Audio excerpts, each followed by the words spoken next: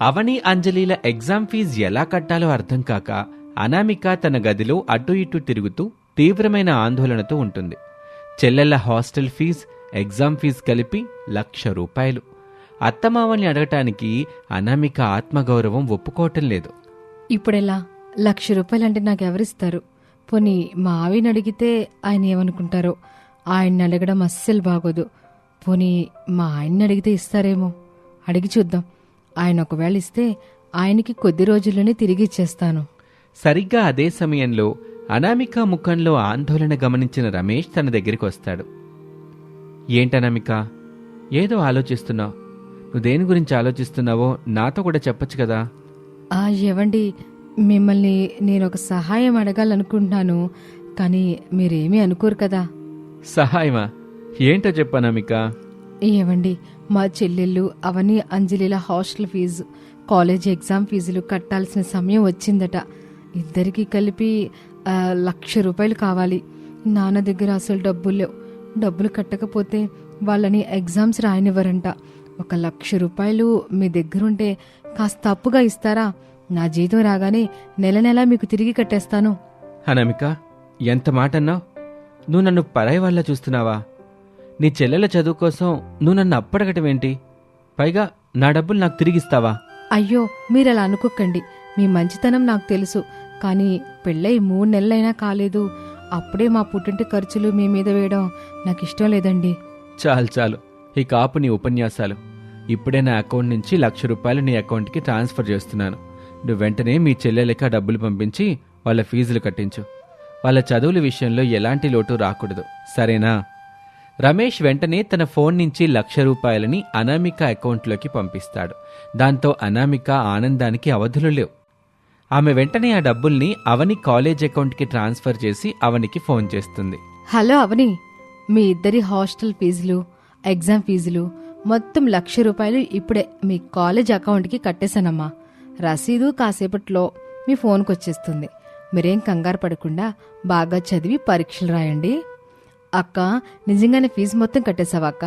₹1,00,000 అలా ఎలా సర్దగలిగావక్క? నువ్వు నిజంగా చాలా గ్రేట్ అక్క. అలాగే నీకు చాలా చాలా థ్యాంక్స్ అక్క అని అంజలి కూడా వెనక నుంచి కేకలు వేస్తూ మరీ చెప్తుంది. పర్లేదులే చెల్లెళ్ళు, మీరు బాగా చదువుకుంటే నాకు చాలు. All the best. అనామిక ఫీజులు కట్టడంతో అవని అంజలి మనసులో అక్క మీద చాలా మంచి అభిప్రాయం, గౌరవం ఏర్పడ్డాయి. ఇద్దరూ రూంలో కూర్చుని అనామికను మెచ్చుకుంటున్నారు. సరిగ్గా అదే సమయంలో వంటింట్లో నుంచి కాంతమ్మ వాళ్ల గదిలోకి వస్తుంది. ఆమె వాళ్ల మాటలు విని, ఏంటే అవనే, ఏంటి అంజలి, మీ అక్కగా అప్పుడే భజనలు చేయడం మొదలెట్టారా ఏంటి? ఏదో ఆకాశం నుండి ఊడిపడ్డ దేవతలాగా ఆవును పొగిడేస్తున్నారు. అమ్మా, అక్క అలా చెప్పగానే మా కోసం ₹1,00,000 1 గంటలో పంపించింది కదమ్మా. అక్క మా ఫీజులు కట్టకపోతే మమ్మల్ని కాలేజీ నుండి బయటికి పంపించేసేవారు కదా. అలాంటప్పుడు అక్కని మెచ్చుకోకుండా ఎలా ఉంటాను చెప్పు? పిచ్చి మహాలారా, మీ అక్క అక్కడ కోటీశ్వర్ల ఇంట్లో ఏ కష్టం లేకుండా మహారాణిలాగుంది. అట్టంటే ఆమెకి మీకు ఈ ముష్టి కాలేజ్ ఫీజులు, ఎగ్జామ్ ఫీజులు కట్టడం ఒక పెద్ద విషయమా? పెద్ద ఇంటికి కోడలైన అనామిక తన చెల్లెల ఫీజు కూడా కట్టలేదని నలుగురు అంటారని మీ అక్క తన పరువు కోసం ఆ డబ్బులు ఇసిరేసింది. దానికి అంతలా లొట్టలేయడం ఎందుకు? నిజమా అమ్మా? అక్క మా ఫీజు కట్టింది మా మీద ప్రేమతో కాదా? తన పరువు కోసమేనా? కాకపోతే ఏంటే, మీ అక్క అంత పెద్దింటికి కోడలికెళ్ళి మీరడిగితే మీ ఇద్దరికి కనీసం ఒక మంచి ఫోన్ కూడా కొనివ్వలేదు కదా. కేవలం ఫీజులు కట్టి తన బాధ్యత తీరిపోయిందనుకుంది. నిజంగా మీ మీద ప్రేమ ఉంటే మీకు కావలసినవని కొని పంపించేది, అంతేనా? రేపు ఈ ఫీజులు కట్టిన విషయం మీ అక్క ఊరందరికి చాటింపేసుద్ది. ఆమెకి ఇప్పుడు గొప్పింటి కోళ్ళనే పేరు కావాలి కదా. కాంతమ్మ మాటలతో అవని అంజలి ఏకీభవించారు. అవునమ్మా, నువ్వు చెప్పింది నిజమే కాబోలు. అక్క అంత పెద్ద కోటీశ్వర్ల ఇంటికి కోడలయ్యింది, కానీ మనకి మాత్రం కేవలం ఫీజులు కట్టి సరిపెట్టుకుంది. ఏదో 10 మందికి మాకు ఫీజు కట్టానని చెప్పుకోవడానికి ఆ డబ్బులు పంపించినట్టుంది. అవునక్క, నాకు అలాగే అనిపిస్తుంది. అక్కకి మనకంటే తన పరువే ఎక్కువైపోయింది. కాంతమ్మ తన మాటలతో అవని అంజలిల మనసుల్లో అనామికపై ఉన్న మంచి అభిప్రాయాన్ని క్షణంలో తుడిచిపెట్టేసింది. మళ్లీ వాళ్ళు అనామికని అపార్థం చేసుకోవటం మొదలుపెట్టారు. అనామిక తను జాయిన్ అయిన కొత్త కంపెనీలో ఎంతో శ్రద్ధగా పనిచేస్తుంది. ఆమెను ఆ కంపెనీలో టీవీ, ఫ్రిడ్జ్, వాషింగ్ మిషన్ వంటి ఎలక్ట్రానిక్ వస్తువుల క్వాలిటీ చెకింగ్ మేనేజర్గా నియమించారు. ఆఫీస్లో పనిచేస్తున్నప్పుడు సార్, మన కంపెనీలో తయారయ్యే టీవీల్లో మరింత క్వాలిటీ డిస్ప్లే వాడాల్సి ఉంది. మనం మరింత క్వాలిటీ డిస్ప్లే వాడితే టీవీ ధర పెరుగుతుంది కదా. మీరన్నది నిజమే, కానీ ఈ మధ్య కొరియాలో న్యూ టైప్ డిస్ప్లే లాంచ్ చేశారు. ఆ డిస్ప్లే కాస్ట్ ఇప్పుడు మనం వాడే డిస్ప్లే కన్నా తక్కువ, కానీ క్వాలిటీ ఎక్కువ. వావ్, భలే మంచి ఐడియా ఇచ్చావు అనామిక. నువ్వు నిజంగా చాలా గ్రేట్. అలా అనామిక సూచించిన చిట్కాల వల్ల కంపెనీకి చాలా ఖర్చు తగ్గటమే కాకుండా వస్తువుల క్వాలిటీ కూడా మునుపటి కంటే చాలా పెరిగింది. దాంతో కంపెనీ మేనేజర్ అనామికను అందరి ముందు ప్రశంసించి ఎంప్లాయీ అవార్డు కూడా ఇచ్చారు. ఆ విషయం రమేష్కి తన ఫ్రెండ్ ద్వారా తెలిసింది. అనామిక, ఈరోజు నాకు ఎంత సంతోషంగా ఉందో తెలుసా? నువ్విచ్చిన ఐడియాల వల్ల మీ కంపెనీకి చాలా లాభాలు వచ్చాయంట కదా. క్వాలిటీ చెకింగ్లో నీకు బెస్ట్ ఎంప్లాయీ అవార్డు కూడా ఇచ్చారంట. నా భార్య సాధించిన ఈ విజయానికి నా గుండె గర్వంతో ఉప్పొంగిపోతుంది తెలుసా. థ్యాంక్స్ అండి, ఇదంతా మీ సపోర్ట్ వల్లే జరిగింది. ఆ రోజు నేను ఉద్యోగం చేయటానికి మీరు మద్దతు ఇవ్వకపోతే నేను కేవలం వంటగదికే పరిమితమైపోయేదాన్ని కదా. లేదనామిక, నీ తెలివితేటలు, నీ కష్టపడే తత్వమే నిన్ను ఈ స్థాయికి తీసుకొచ్చాయి. నువ్వు చాలా గొప్పదానివి. కొన్ని రోజులకి అనామికకి మొదటి నెల జీతం వస్తుంది. జీతం రాగానే ఆమె తన అకౌంట్లో నుంచి 1,00,000 రూపాయల్ని తీసి రమేష్ చేతిలో పెడుతుంది. ఏమండి, ఇదిగోండి, పోయిన నెల నా చెల్లెళ్ళ ఫీజు కోసం మీ దగ్గర తీసుకున్న 1,00,000 రూపాయలు, ఇవి తీసుకోండి. అనామిక, మళ్ళీ మొదలుపెట్టావా? నేను నీకు ముందే చెప్పాను కదా ఆ డబ్బులు నాకొద్దని. నీ చెల్లెల కోసం నేను ఆ మాత్రం చేయలేనా? వద్దండి, అది మీ కష్టార్జితం. నా బాధ్యతల కోసం మీ డబ్బుల్ని నేను ఊరికే తీసుకోలేను. పైగా నా సొంత సంపాదనతో నా కుటుంబ బాధ్యతలు నెరవేర్చినప్పుడే నాకు మనశ్శాంతి దొరుకుతుంది. దయచేసి నా మాట గౌరవించి ఈ డబ్బులు తీసుకోండి ప్లీజ్. రమేష్ అనామిక పట్టుదలను, ఆత్మగౌరవాన్ని చూసి ముచ్చటపడుతూ, సరే అనామిక, నీ పట్టుదల ముందు నేను గెలవలేను. నువ్వు ఎలా అంటే అలాగే. కానీ నీలాంటి భార్య దొరకటం మాత్రం నిజంగా నా అదృష్టం. కొన్ని నెలల తర్వాత ఒకరోజు రాత్రి, అనామిక, నాకైతే ఒక కొత్త వ్యాపారం చేయాలని చాలా రోజులుగా కోరికగా ఉంది. కొత్త వ్యాపారమా? అంటే ఏం చేస్తారండి? ఒక పెద్ద బట్టల షాప్ పెట్టాలనుకుంటున్నాను అనామిక. మన చుట్టుపక్కల ఊర్లో నుంచి నాణ్యమైన బట్టలు కొనాలంటే చాలా దూరం వెళ్లాల్సి వస్తుందంతా. కాబట్టి మన ఊర్లో ఒక బట్టల షాప్ ఉంటే అందరూ మన దగ్గరికి వస్తారని నా ఆలోచన. దానికి నువ్వేమంటావు? చాలా మంచి ఐడియా అండి. మీలాంటి టాలెంట్ ఉన్న వాళ్ళు బట్టల వ్యాపారం చేస్తే చాలా త్వరగా సక్సెస్ అవుతారు. మీరు అనుకున్నది చేయండి. Thank you Anamika. నా దగ్గర కొంత పొదుపు చేసిన డబ్బుంది, కానీ అది సరిపోదు. నాన్న కూడా మొన్న మన బిజినెస్లో చాలా మెటీరియల్ కొన్నారు. కాబట్టి మిగతా డబ్బు కోసం బ్యాంకు నుంచి కొంత లోన్ తీసుకోవాలనుకుంటున్నాను. లోన్ శాంక్షన్ అవ్వడానికి కొంచెం టైం పట్టుద్ది. కాబట్టి లోన్ శాంక్షన్ అయ్యాక నేను వర్క్ స్టార్ట్ చేస్తాను. లోన్ ఎందుకండి? నా దగ్గర 2 నెలల జీతం డబ్బులు బ్యాంకులో అలాగే ఉన్నాయి. పైగా నాకు వచ్చే నెల బోనస్ కూడా వస్తుంది. ఆ డబ్బులు మొత్తం నేను మీకు ఇస్తాను. వాటితో మీరు బిజినెస్ మొదలు పెట్టండి. వద్దనామిక, వద్దు. ఎందుకంటే మీ పుట్టింట్లో ఎప్పుడు ఏదో ఒక ఖర్చు వస్తూనే ఉంటుందిగా. మళ్ళీ అక్కడ డబ్బులు అవసరమైతే నువ్వు ఇబ్బంది పడతావు. వద్దులే. అయ్యో, మీరేం కంగారు పడకండి. మా పుట్టింటి అప్పులన్నీ దాదాపుగా తీరిపోయాయి. నాన్న కూడా ఇప్పుడిప్పుడే ఆర్థికంగా కోలుకుంటున్నారు. ఇక నా చెల్లెల హాస్టల్ ఫీజులు కూడా కట్టేశాను కదా. ఇక వాళ్ళకి ఎలాంటి ఫీజులు అవసరం లేదు. నా పుట్టింటికి ప్రస్తుతానికి ఎలాంటి ఇబ్బంది లేదు. కాబట్టి మీరు ఈ డబ్బులు తీసుకోండి. నా భర్త వ్యాపారం పెట్టుబడికి నా డబ్బులు ఉపయోగపడితే నాకు అంతకంటే సంతోషమే ఉంటుంది చెప్పండి. నిజంగా అనామిక, నీలాంటి భార్య పక్కనుంటే ఏ మొగుడైనా ఎంతటి విజయాన్నైనా సాధించగలడు. చాలా థ్యాంక్స్ అనామిక. ఇక ఇదంతా ఇలా ఉండగా కొన్ని రోజులకి అవని, అంజలిల ఫైనల్ ఇయర్ ఎగ్జామ్స్ పూర్తవుతాయి. దాంతో అవని, అంజలి ఇంటికొచ్చారు. వాళ్ళు సాఫ్ట్వేర్ ఉద్యోగాలు సాధించాలంటే టౌన్లో ఒక పెద్ద కోచింగ్ సెంటర్లో సాఫ్ట్వేర్ కోచింగ్ తీసుకోవాలి అనుకుంటారు. ఆ కోచింగ్కి ఇద్దరికీ కలిపి 50,000 రూపాయల ఫీజు అవసరమవుతుంది. ఆ డబ్బుల కోసం వాళ్ళు కాంతమ్మ దగ్గరికి వెళ్తారు. అమ్మా, పరీక్షలు అయిపోయాయి కదమ్మా. ఇప్పుడు మేము సాఫ్ట్వేర్ కోచింగ్లో జాయిన్ అవ్వాలి. దానికి 50,000 రూపాయలు కావాలమ్మా. నాన్నని అడిగితే డబ్బులు లేవంటున్నారు. మరి మా పరిస్థితి ఏంటి? అవునా, నన్ను అడిగితే నా దగ్గర డబ్బులు ఎక్కడి నుండి వస్తాయి? ఓ పని చేయండి, మీ కోటేశ్వర్ల అక్క ఉంది కదా, ఆమెను అడగండి. ఆ దగ్గర డబ్బులకేం కొదువు లేదు. లక్షల్లో సంపాదిస్తుంది కాబట్టి ఆమెకి 50,000 రూపాయలు ఏమి ఎక్కువ కాదు. అవునమ్మా, నువ్వు మంచి ఐడియా ఇచ్చావు. నేను ఇప్పుడే అక్కకి కాల్ చేసి డబ్బులు అడుగుతాను. అవని అనామికకి ఫోన్ చేస్తుంది. అనామిక ఎంతో సంతోషంగా ఫోన్ లిఫ్ట్ చేసింది. హలో అవని, ఎలా ఉన్నావే? పరీక్షలు ఎలా రాశారిద్దరు? మేం బాగున్నామక్క. మా పరీక్షలు చాలా బాగా జరిగాయి. కానీ ఇప్పుడు మేము సాఫ్ట్వేర్ కోచింగ్లో జాయిన్ అవ్వాలనుకుంటున్నాం. దానికి మాకు అర్జెంటుగా ఒక 50,000 రూపాయలు కావాలక్క. అయ్యో అవని, నన్ను క్షమించు. ఇప్పుడు నా దగ్గర అంత డబ్బు లేదు. ఏంటక్క అలా అంటావు? నువ్వు అంత పెద్ద సాఫ్ట్వేర్ ఉద్యోగం చేస్తున్నావు కదా, నీకు నెల నెల జీతం కూడా వస్తాయి కదా. అలాంటప్పుడు నీ దగ్గర కనీసం 50,000 రూపాయలు ఉండవా? అబద్ధాలు చెప్తున్నావేంటక్క?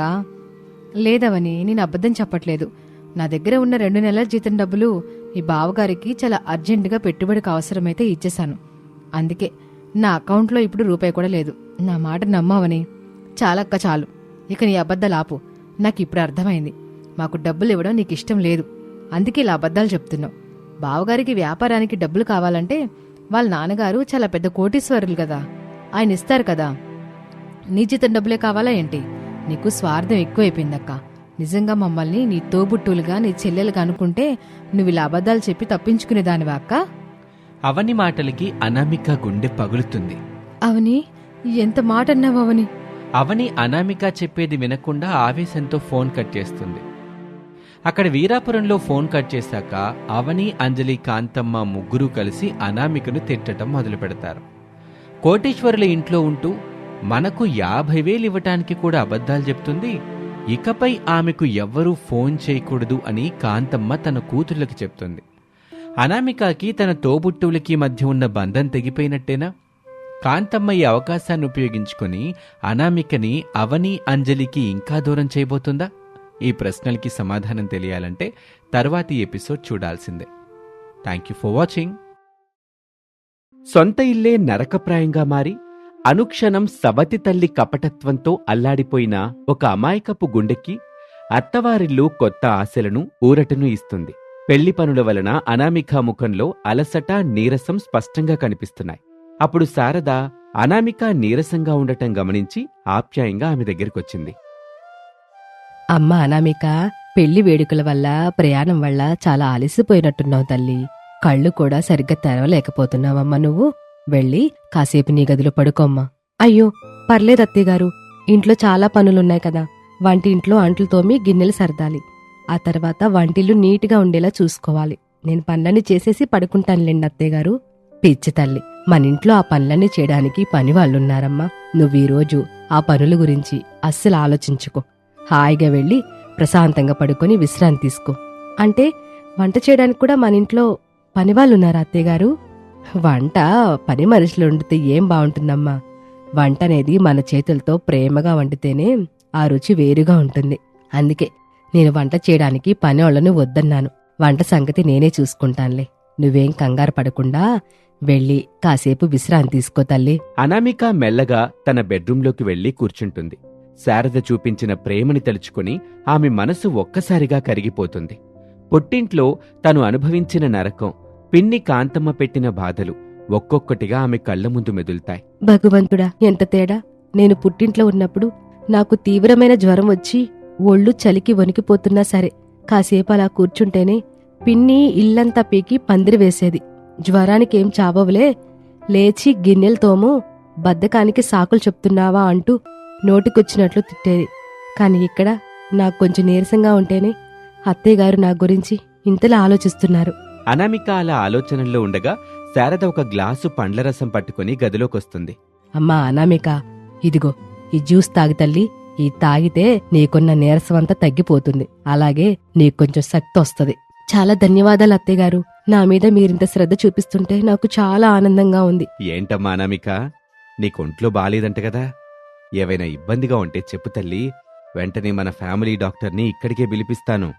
అయ్యో లేదు లేదు మావయ్య గారు, ఈ మాత్రం దానికి డాక్టర్ ఎందుకండి? కొంచెం విశ్రాంతి తీసుకుంటే సరిపోతుంది. దయచేసి డాక్టర్ని పిలిపించకండి మావయ్య గారు. అంతలోనే రమేష్ బయటనుంచి హడావిడిగా ఆ గదిలోకొస్తాడు. అనామిక, ఏమైంది నీకు? చాలా నీరసంగా ఉందంట కదా? కార్ రెడీగా ఉంది, హాస్పిటల్కి వెళ్దామా? ఇదిగో రమేషు, నేను డాక్టర్ని ఇంటికే పిలుస్తానంటేనే వద్దని మొండికేస్తుంది మీ ఆవిడ. నువ్వైనా కాస్త చెప్పు. ఇలా వాళ్ళు మాట్లాడుకుంటూ ఉండగా ఆ గదిలో మాటలు గట్టిగా వినపడుతూ ఉండటంతో పక్క రూంలో ఉన్న సురేష్, అరుణ్ కూడా మెల్లగా రమేష్ బెడ్రూమ్ వైపు వస్తారు. అందరూ అక్కడ ఉండటం చూసి వారు ఆశ్చర్యపోతారు. ఏమైందన్నా? ఏమైందమ్మా? అందరూ ఇక్కడే గుమికూడారు. ఏమైనా సమస్య? వదిన గారి ముఖంలో ఏదో డల్నెస్ కనిపిస్తుంది. ఏమైంది వదినా? మీ వదిన గారికి కొంచెం నీరసంగా ఉందట్రా, అందుకే అందరం ఇక్కడే ఉండి ధైర్యం చెప్తున్నాం. అవునా? అయితే నేను ఇప్పుడే వెళ్ళి గ్లూకోజ్ వాటర్ కలిపి తెస్తాను. వదినా, ఆ గ్లూకోజ్ వాటర్ తాగితే నీరసం క్షణంలో తగ్గిపోతుంది. అనామిక వాళ్ళందరి ప్రేమానురాగాలకి కళ్ళల్లో నీళ్లు తిరుగుతాయి. వద్దు వద్దు సురేష్, మీరేం కంగారు పడకండి. ఇప్పుడే అత్తయ్యగారు జ్యూస్ ఇచ్చారు. ఆ జ్యూస్ తాగాక నాకు కొంచెం బాగుంది. సరే సరే, మనమంతా ఇక్కడే ఉండి ఈ పిల్లని ఇంకా ఇబ్బంది పెట్టకూడదు. అందరూ బయటికి నడవండి. అనామికని కాసేపు ప్రశాంతంగా పడుకొనిద్దాం.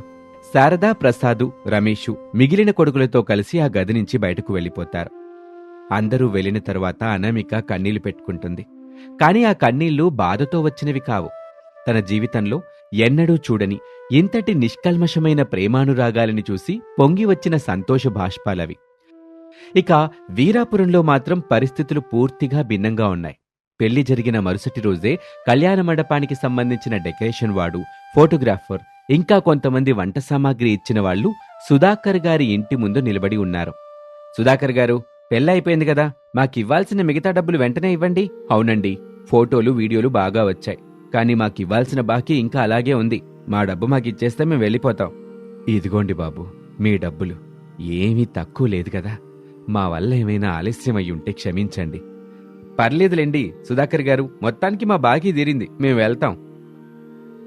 వాళ్ళందరూ వెళ్ళిపోయాక లోపల్నుంచి కాంతమ్మ రాక్షసిలా ఊగిపోతూ సుధాకర్ మీదకొస్తుంది. ఆమె కళ్ళు కోపంతో ఎర్రబడి ఉన్నాయి. యావండి, నేను ముందే మొత్తుకొన్నానా లేదా? పెళ్లి చాలా మామూలుగా చేద్దాము, దానికంత హంగు ఆర్బాటం వద్దని నా మాట విన్నారా మీరు? ఇప్పుడేమో ఈ ఖర్చులు, అప్పులన్నీ మన నెత్తిన పడ్డాయి. ఆ అనామిక పెళ్లి చేసుకొని అక్కడ సుఖపడ్డానికి హాయిగా వెళ్ళిపోయింది. ఇప్పుడు ఈ అప్పుల సంగతేంటి? ఎవరు తీరుతారీటిని? కాంతమ్మ, పెళ్ళన్నాక కొంచెం అప్పు కావటం సహజమేగా. అయినా మన అనామికకి అంత మంచి ధనవంతుల సంబంధం దొరికింది. అలాంటి సంబంధం మనకి మళ్ళీ దొరుకుతుందా చెప్పు? దానికోసం ఈ మాత్రం అప్పు చేయటంలో తప్పే ఉంది. అందుకే నేను ముందు నుండి నెత్తి నోరు కొట్టుకుంటున్నా. ఆ పక్కూరి వీరయ్య కొడుకు సీనుగాడికిచ్చి పెళ్లి చేద్దాం అని. అప్పుడు మనకి పైసా ఖర్చుండేది కాదు కదా. మీరేమో మీ పెద్ద కూతురిని నెత్తిని పెట్టుకుని రాణిలాగా పెళ్లి చేశారు. ఇప్పుడు అప్పులాళ్ళు మన ఇంటి ముందు నిలబడి అరుస్తుంటే నా పరువు పోతందిక్కడ. అప్పుడే రాఘవయ్య అరుగు మీద నుంచి నెమ్మదిగా అక్కడికొస్తాడు. కాంతమ్మ, ఎందుకలా అరుస్తున్నావు? చీటికి మాటికి అరవటం నీకు అలవాటుగా మారింది. అయినా అంతగా ఏమప్పయింది కాంతమ్మ? పెళ్లి ఖర్చులన్నీ నువ్వు కొసరిగా పెట్టావు. వచ్చిన చుట్టాలకి ఆఖరికి భోజనాలు కూడా సరిగ్గా పెట్టకుండా అవమానించావు. ఓహో, నేను పెట్టకపోతే ఏంటండి మావయ్య గారు? మీరేదో పెద్ద మహారాజులాగా పక్కనే ఉన్న హోటల్ నుండి 100 మందికి బిర్యానీలు తెప్పించి వడ్డించారు కదా. అయినా మీ దగ్గర అన్ని డబ్బులు ఎక్కడి నుంచి వచ్చాయి? మాకు తెలియకుండా ఏమైనా దాచారా ఏంటి? అవి నా పెన్షన్ డబ్బులు. ఎన్నో ఏళ్లగా దాచుకున్నా నా పెన్షన్ డబ్బులవి. అక్కడ నా మనవరాలి పెళ్లిలో మన ఊరి వాళ్ల ముందు మన పరువు పోతంటే చూస్తూ ఊరుకోవాలా? అందుకే నేను నా పెన్షన్ డబ్బులన్నీ ఖర్చు చేసి ఆ భోజనాలు తెప్పించాను. అందులో తప్పే ఉంది? అవి ఏ డబ్బులైతే నాకేంటి, కాని ఇప్పుడు ఈ మిగతా అప్పులు ఎవరు కడతారు? ఆ అప్పు ఆలోచనతోనే నా తల పగిలిపోతుంది. దిక్కుమాల సంతంతా నాకే దొరుకుద్ది. కాంతమ్మ కోపంగా గొనుక్కుంటూ అక్కడి నుంచి వెళ్ళిపోతుంది. ఆమె వెళ్ళాక, బాబు సుధాకరు, నువ్వా కాంతమ్మ మాటల్ని మనసులో పెట్టుకోకురా.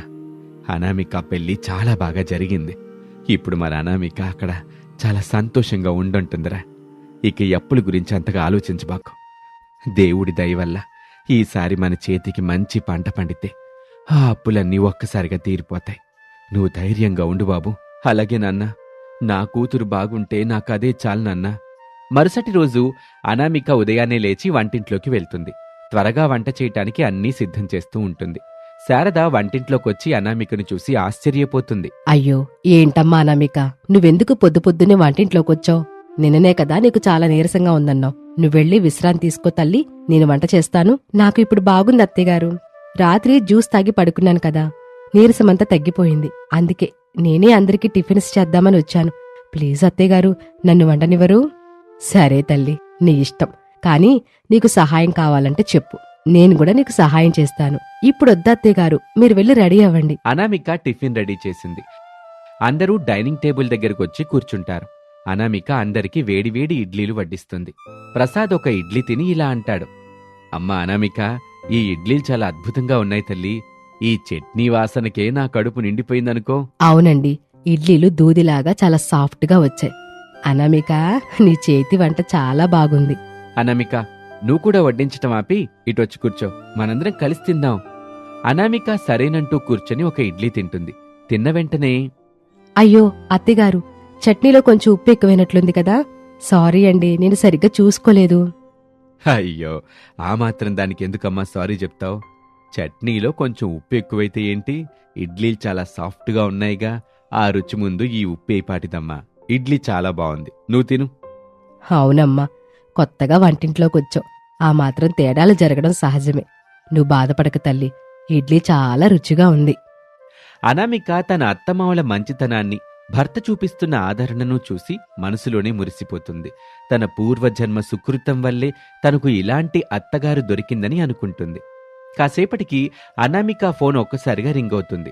స్క్రీన్ మీద నాన్న అని రాసి ఉండటం చూసి ఆమె ముఖంలో ఆనందం వెల్లువెత్తుతుంది. కాని మరుక్షణమే ఆమెకు పెళ్లి అప్పగింతల సమయంలో పిన్ని కాంతమ్మ తన చెవిలో చెప్పిన ఆ భయంకరమైన హెచ్చరిక గుర్తుకొస్తుంది. వణుకుతున్న చేతులతో అనామిక ఫోన్ లిఫ్ట్ చేస్తుంది. హలో నాన్న, బాగున్నారా నాన్న? తాతయ్య ఎలా ఉన్నారు? అమ్మా అనామిక, మేం బావున్నాం. అక్కడంతా బానే ఉందా తల్లి? అత్తయ్య గారు, మామయ్య గారు నిన్ను బాగా చూసుకుంటున్నారా అమ్మా? ఇక్కడ చాలా బాగుంది నాన్న. అత్తయ్య గారు నన్ను సొంత కూతురి కంటే ఎక్కువగా చూసుకుంటున్నారు. నాకు ఒక్క పని కూడా చెప్పట్లేదు నాన్న. నా గురించి మీరు అసలు బెంగ పెట్టుకోకండి. అనామిక అలా చెప్తుండగానే అటువైపు ఫోన్లో వెనక నుంచి కాంతమ్మ భయంకరమైన అరుపులు వినపడ్డం మొదలవుతాయి. కాంతమ్మ గొంతు చాలా స్పష్టంగా అనామిక చెవిన పడుతుంది. ఓహో, మీ ముద్దుల కూతురికి అప్పుడే ఫోన్ చేసి పరామర్శిస్తున్నారా? ఆవిడక్కడ హాయిగా ఏ కష్టం లేకుండా రాజభోగాలు అనుభవిస్తా ఉంటది. మనమేమో ఇక్కడ అప్పులు వాళ్ళ నుండి మాటలు పడాలి. ఇక్కడ అప్పులు కట్టడానికి డబ్బులు పంపించమని దానికి చెప్పండి. ఫోన్లో కాంతమ్మ అన్న మాటలు వినగానే అనామిక గుండె చెరువవుతుంది. పెళ్లి అప్పగింతల రోజు పిన్ని చెప్పిన మాటలు, పెళ్లి ఖర్చు డబ్బులు పంపించకపోతే మీ నాన్నని తాతని రోజూ ప్రశాంతంగా ఉండనిస్తానా అన్న మాటలు అనామిక చెవుల్లో ప్రతిధ్వనిస్తున్నాయి.